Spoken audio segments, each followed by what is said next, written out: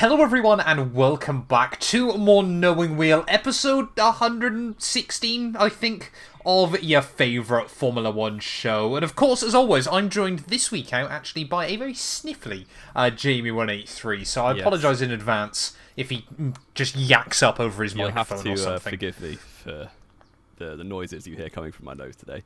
But if Matt really cared about the viewers, he'd edit them all out. So that would be a lot of work with how nasally you are as a podcaster. Yes, it would be. So I'm here. I've soldiered on through the day, heavily drugged up, and we've made it to talk about some F1. Exactly. And of course, I think, the elephant in the room, first of all, no Emilia-Romagna Grand Prix last weekend. Of course, I think we were all disappointed, but obviously we can understand why obviously nothing did go ahead. I'll make sure I leave a link down in the description below, of course, to the sort of Formula 1 and I think the main donation page, of course, if you want to try and obviously help the efforts going on out there. Of course, some truly obviously awful scenes, hasn't it, Jamie, over the last few days. And I don't think we really understood the full scale of it until sort of the aftermath, and then you were kind of there going, yeah, now we can really see why Formula 1 is not able to host a Grand Prix this weekend. Yeah, definitely. And when we saw pictures of the paddock on Tuesday and Wednesday, feet underwater, it was crazy. So absolutely, not all the best to the people there. Yeah, fingers crossed. Of course, the operation has been very swift up to this point. But yeah, of course, that meant that we had no Emilia-Romagna Grand Prix last weekend. Of course, today would normally be where we were discussing the Emilia-Romagna Grand Prix. So it's kind of going to be a bit of a weird podcast because it feels like half the things we were gonna discuss last week, or the things that we can discuss this week, we kind of already discussed last week, isn't it? With some bits and pieces. Yeah. For example, the big one being the Mercedes B-Spec car.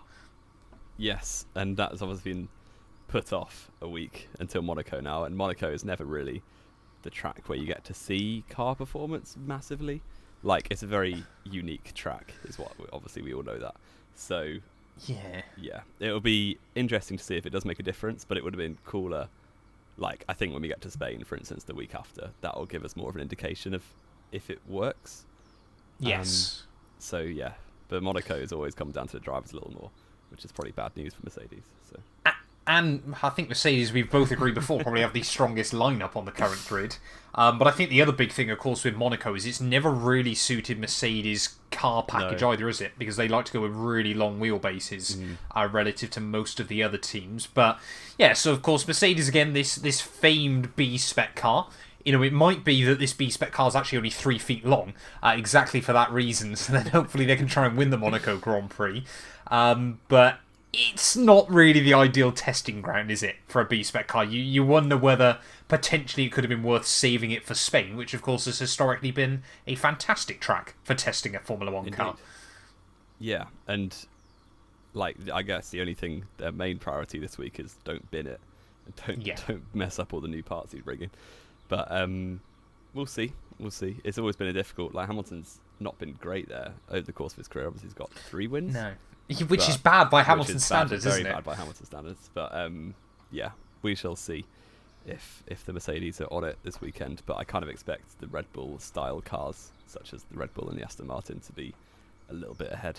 And obviously Leclerc's always quick there, even if it's only for 1 lap at a time.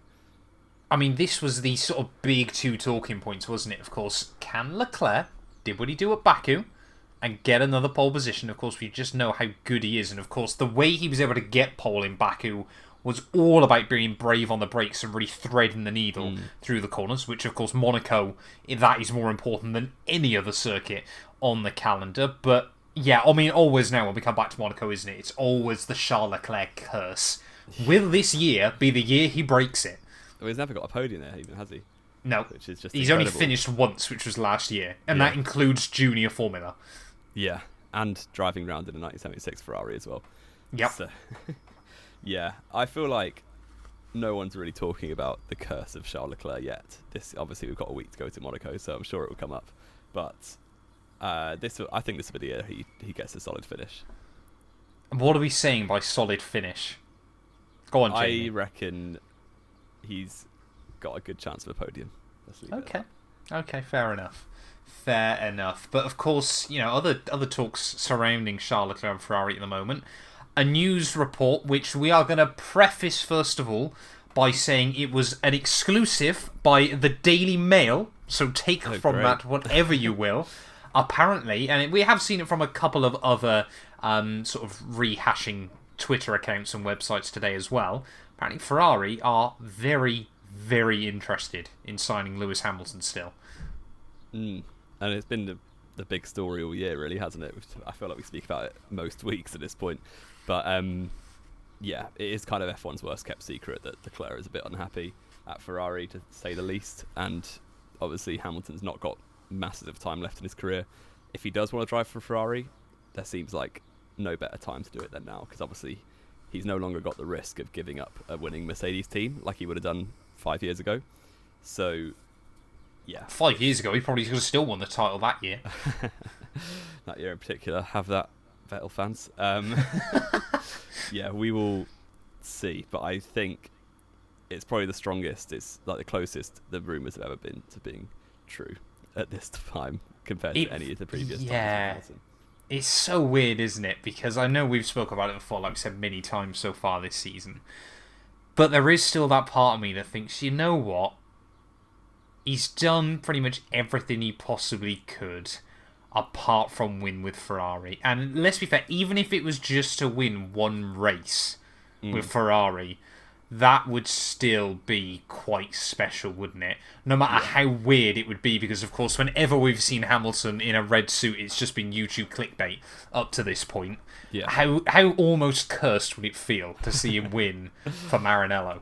It would be so weird. Like, it would almost feel wrong. But I remember feeling this similar thing when Vettel went to Ferrari. It was just when Hamilton went to Merc. Yeah, literally.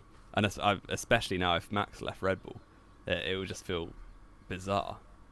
But that's how it goes sometimes. And yeah, it's almost like whenever, like in football, if a player moves from one big club to another big club, it takes a bit of getting used to when they change kits. But yeah, if Hamilton did go Ferrari and even won a race, that would be pretty incredible to see. If he won a title, then that would be incredibly difficult to argue against for the GOAT debate anymore. I think, yeah, the GOAT debate, if Hamilton did go to Ferrari and win a title, I think the GOAT debate would be firmly settled. Firmly settled. He's only won with one kind of engine, which is very bad. He has only ever raced with Mercedes power units, which is kind of incredible. He's got the same number of different engines won with than Pierre Gasly. Yeah, it's right. It's true. And Esteban Ocon. That is a really bad stat, Jamie, but thank you for it nonetheless. But I mean, of course, the other big, potentially exciting thing, Jamie, I don't know if you've seen this, we could be getting a Williams Golf livery this weekend. I've seen that. Oh, the prospect of that, I'm sorry. Yeah, and to be fair, the McLaren Golf livery 2 years ago now was extremely good, so it's going to be quite hard to beat. But just make it the same. Yeah, I worry that they're just going to stick a Duracell battery on the side still. But, well, yeah.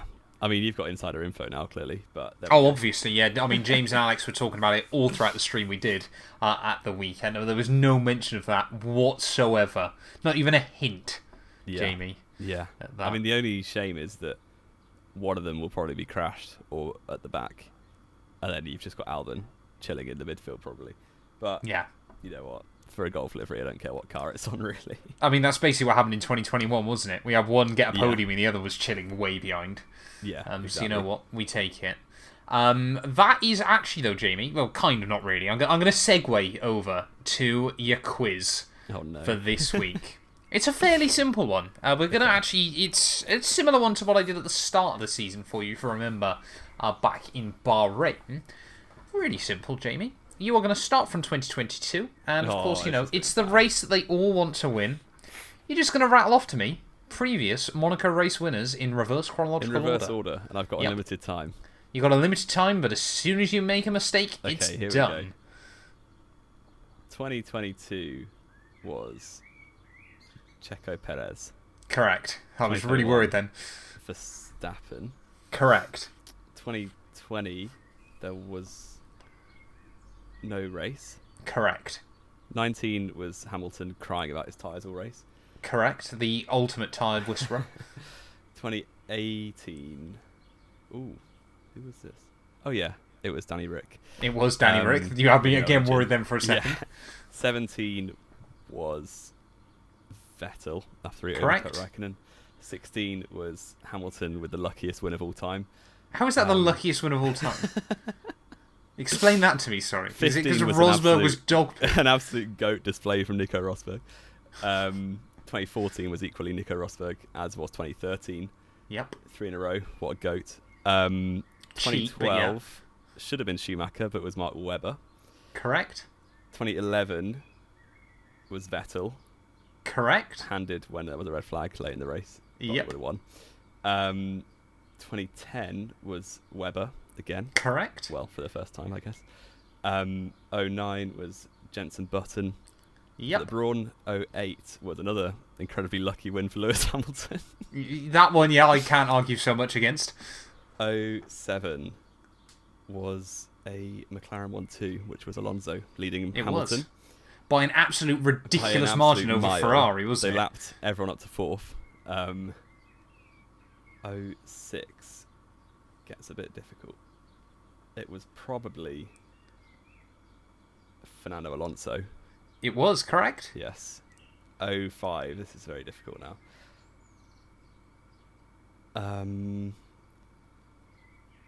Was that the way Kimi's engine exploded and he went to the beach, or was that the year after? No, I'll go Kimi Raikkonen. Correct. Oh, this is 04 was the only one all year Schumacher didn't win, so that was Trulli. Pretty much, yep. 03 was, I got baited into watching this race on F1 TV, and it's one of about 4 races all the time with no overtakes in it. It was one of the Williams drivers. Oh, I think it was Montoya. Correct. 02. Say no way Ralph Schumacher won the Monaco Grand Prix. 02, I expect, this is a guess, but I'm expecting it to be Schumacher. Incorrect, Jamie. Oh, who was it? Your run of form comes to an end. I mean, you're over, but I'll let you have another guess. It's done. Who else? I don't think it was Barrichello. It was not Barrichello. DC? One of Monaco? It was David Wow. Coulthard. He won 2 Monaco Grand Prix, which, to be honest, I didn't know until now, yeah. I would not have put... First ever podium was DC at Monaco as well. It was, wasn't it? Yeah, absolute scenes take there. that. So, I mean, 20 years you managed to recite then. It's pretty good going still. And a lot of them were just there. I mean, Monaco's it's more iconic than Bahrain, I suppose. Yes, yeah. I mean, it's I still like always... that style of quiz. It's still always, when I look back, you know, between the mid-80s and early 90s, just Ayrton Senna. Well, what I actually did a bit of a deep dive, Jamie, this week, actually, into Ayrton Senna at the Monaco Grand Prix. And you could make an argument that he could have won.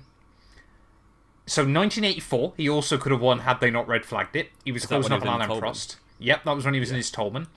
1985, I think actually... It was 1985. I think no, he didn't. I think it was 1986. He got pole, but the engine blew up early on. Obviously, won in 1987. Binned it from the lead in 1988. He could have won 8 or 9 of his 10 Monaco Grand Prix attempts, which is just insane. I mean, I think it was something ridiculous. Like between 1989 and 1991, he led every single lap all 3 years. Yeah. Had a 230 lap streak at Monaco. A real driver's circuit, like the likes of Graham Hill, obviously early days. Senna's always been excellent. He was excellent there.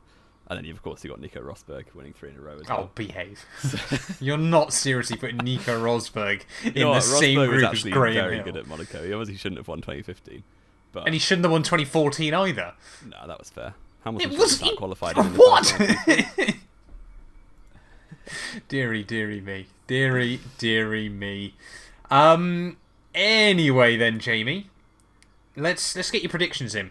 Is it going to be a Monaco snooze fest? I mean, the race always is. So, even... I mean, by 2023 standards, it'll probably be one of the best races of the season. Probably. But I do love Monaco. The qualifying day there is just so special. It's all about Saturday, innit? Yeah. I think the race will be boring, but it always is. So that's standard for Monaco. Predictions-wise, though, I will go Verstappen on pole. Okay. I'll go Verstappen to win, get his second Monaco Grand Prix victory. And then I'll mix it up and go Leclerc and Alonso. Perez street track that's hard to say. Street track streak is going to come to an end. Oh, okay. Interesting then. So we're clearly going down very different routes here because I was going to see Perez on pole. Brilliant. Perez race victory. I think Red Bull are once again going to trade wins between their two drivers there. Of course, it has been Max Checo, Max. Is he going to be Checo again? Wait and see. But I'm going to say, Checo pole, Checo win. I am going to put Charles Leclerc P2. And I am going to say Alonso P3. I think Max is going to have a bit of a nightmare in qualifying and recover to 4th, is my guess. Wow, that's bold. That's big. It's bold. That would give Perez championship lead, will it not? I don't think so. Maybe it would. No, if he came 4th, I think Max would still be leading because, of course, they'd have 3 wins apiece. Yeah. 4th versus 5th, yeah. So, Max would still be leading by a couple of points, obviously, depending on fastest laps and all that kind of jazz. You think Alonso on the podium? That's rare from you. No, I know. We don't often predict Alonso on the podium. We get so much hate for it that I'm going to do it this week nonetheless. I'm surprised he's not in Indianapolis this week as well, Fernando Alonso. I mean, McLaren are looking rapid. I was segueing 4 cars to you because I know nothing about IndyCar, so there we go. 4 McLaren cars inside the top 12. They have looked like the best team there so far last week. Didn't get pole in the end. Alex Palau managed to nab that. But McLaren... I mean, did you know as well, Jamie? I only found this out last week. McLaren are the only team or company to have won Motorsport's Triple Crown. Really? Are really the only company that's ever competed in all 3 as well, but still, yeah. I'm going to get this wrong. Was it Graham Hill who won the Triple Crown?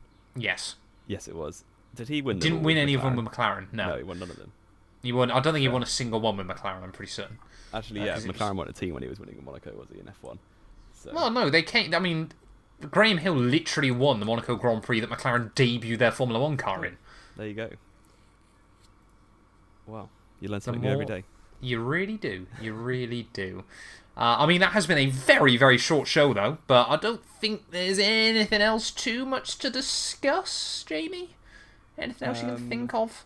Like we said, a lot of it's kind of just been dragged over from last week, hasn't it, sadly? Yeah, unfortunately. Do we think Alonso's got a chance of winning, or do you think Red Bull are going to just stick with it? I think Red Bull have still got enough in the back pocket. It might be that Alonso and Charles can get close. I think the Monaco circuit, generally brings teams closer together. It's you know, on a regular circuit, I don't know, like a Barcelona. It might be because most Formula 1 drivers now are more competitively placed than the cars they're put in. Whisper that. Yeah. Yeah. So yeah, we shall see. I think Alonso is probably pretty hopeful this week that he will. This has got to sensibly be the chance that you can upset and disrupt Red Bull. With a normal race, this is probably the best chance of the season. Yeah, exactly. Yeah. Meanwhile, Stroll will definitely be about 13th. Oh, Stroll will, be P16 in qualifying again or something stupid. Yeah. But thank you all. Thing. Oh, carry on, sorry. I know we mentioned last week quite a lot about De Vries and Daniel Rick, but the rumours have been going on even more since, really. So, do you think De Vries will keep his seat in 3 races' time? Yes. Yes, you do. Okay. He'll get to the summer break. Let me see what Liam Lawson did, because I saw he competed. He won. Formula. He won again. Yeah. Wow, get him in. I think De Vries will make it to the summer break, and then he'll get kicked out for Liam Lawson. Lawson's winning the Super Formula Championship. Get him in F1 right now. He's probably not. No, he is. Because he's... No, sorry. I thought you meant he was going to win the title. Oh, no, he won't win the title. He probably won't, because he'll be in the AlphaTauri. Yes. But there we go. I mean, the other question I've still got from that is how much then, when Lawson actually gets in that car, are we going to realise Yuki Tsunoda's still pretty bang average? Yeah, well, I think Tsunoda